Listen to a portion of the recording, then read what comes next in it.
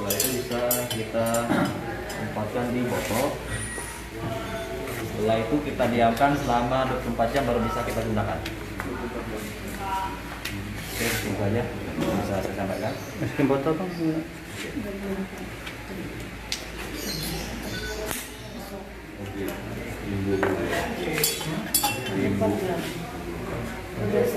Satu hari.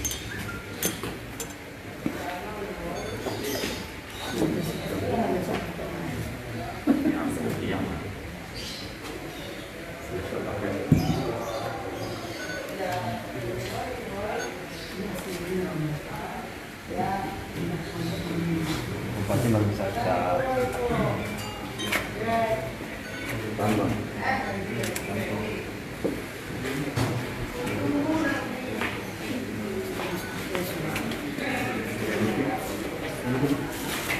Semprot lagi Mas, ini pintunya.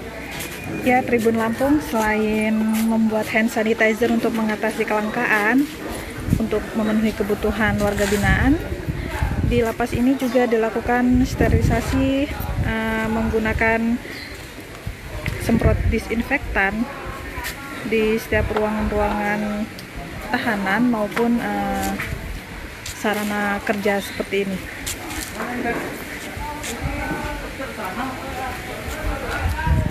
Ini dilakukan tidak lain untuk melakukan pencegahan terhadap penyebaran virus corona di lingkungan lapas 2A Bandar Lampung atau biasa disebut juga lapas Waihui.